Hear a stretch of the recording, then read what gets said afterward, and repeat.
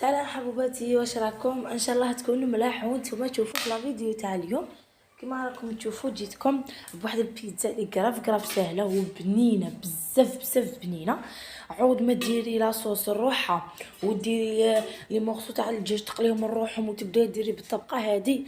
انايا اختصرتها لك في صوص واحده وتجي هايله وما تتكامل اليد، رائعه. كل شيء راه قدامكم. العجينه خفيفه. اول حاجه بديت بها لهنايا هادو لي زانغريديون اللي غادي نسحقوهم. عندي زوج حبات بصل اللي كنت قطعتهم، ما ترابوهمش لا، قطعوهم هكا دي مورسو صغار. بالنسبه لي زيبيز لهنا عندي شويه تاع راس الحانوت، كمون، كركم، فلفله حمراء، عندي شويه نتاع الزعفران، وعندي شويه نتاع راس الحانوت. كيما هكا قليت البصل هو الاول، زدت له هذاك الزدر تاع الدجاج، عندي نص زدر تاع الدجاج كيما راكم تشوفوا، وشويه تاع الملح. زيد وقلوه مليح مليح. شوفوا كيفاش يولي بعد ما يتقلى وداك يدخل له الطياب صايي. ديروا له زوج حبات تاع طوماطيش مع كاس تاع الماء هكا، ومع مغرف تاع طوماطيش تاع القوطي كيما هكا، ومغرف نتاع السكر باش نحينا هذيك الحموضيه هكا، وتخلوها تتجمر في النار. بعد ما تثقل كامل شوفوا كيفاش تولي. حيديها على جهه ونروحوا للعجينه تاعنا اللي نسحق فيها 4 كيسان تاع الفارينه، مغرف ونص تاع خميره الخبز، عندي لهنا مغرف صغيره نتاع السكر كيما راكم تشوفوا، وكاس دافي نتاع الحليب. بعدوه شويه على الخماره باسكو انايا هنايا كان شويه حامي هكا، على هذاك بعثته على الخماره خلطته روحه شويه باش زعما خلطته مع الخماره وكل شيء. عندي ربع كاس نتاع الزيت، كاس قلت لكم هذا اللي نعبر به تاع 220 مليلتر كيما هكا.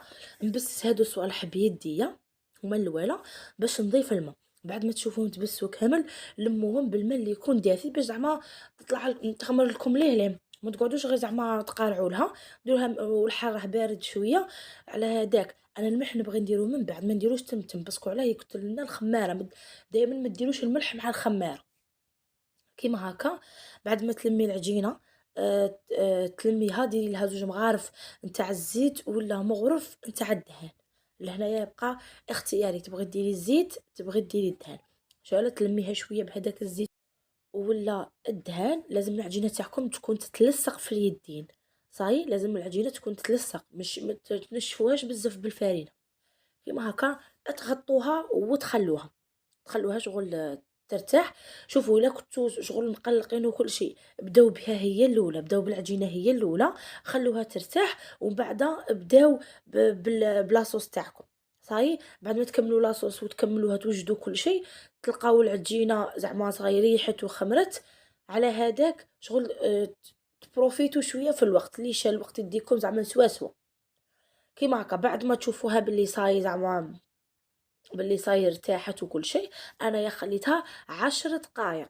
شوفوا درت شويه السميد، السميد شويه متوسط هكا درتو باش يدير لنا الطبقات ديك المقرمشه من تحت، هذيك العجينه من تحت تجينا ناشفه ومقرمشه. هذه الطريقه دائما نديروها في اي بيتزا. لا بغا درتي وصفه واحده اخرى فهمتوني، ديروا دائما كسموه من تحت، ديروا شويه السميد من تحت كيما هكا. تحليها ما تغلضيهاش بزاف، رقيها شويه وميم طو تاني ما ترقيهاش بزاف تجي يابسه بزاف كيما راكم عارفين كاين السميد.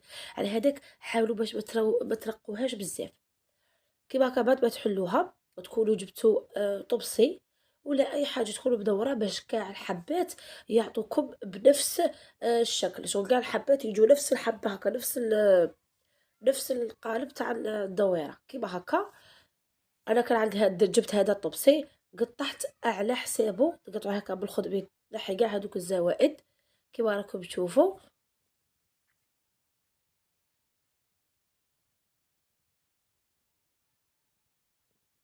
بهذه الطريقه، وتبعديه وتخليهم على جهه.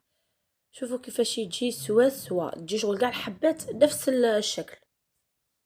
ما تقطعيش هكا شغل بالخضبي، قطعي ديري حاجه وقطعي عليها. لهنايا عندي هذا البلا اللي غادي نحط فيه، درت فيه شويه تاع السميد كيما هكا جبت الصقر، درت شويه تاع السميد وخليته. رفدت الحبه تاع البيتزا كيف كنت ترفد بسهوله شغل العجينه كيما هكا. ايا وديروا هذيك لاصوص اللي درناها. شوفوها ما تخلوش المرقه تاعكم تنشف بزاف، صاي تاع لاصوص ما تخلوش هذيك لاصوص تنشف بزاف، خلوها شويه فيها هذاك الماء. صاي كيبر هكا بالبعده دخلوها طيب، شعلوا عليها بالفوق وبالتحت. انا الفيديو راهي حالي شعلوا عليها بالفوق وبالتحت، تجي عجينه خفيفه خفيفه وبنينه، قرف قرف بنينه.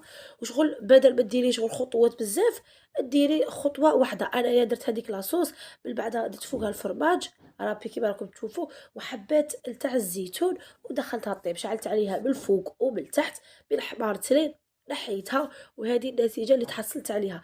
ان شاء الله تعجبكم لا فيديو تاع اليوم وتكونوا استفدتوا منها. مع ليا الى نقولكم الى اللقاء، ان شاء الله نتلاقاو في فيديو جديد ووصفه جديده ان شاء الله.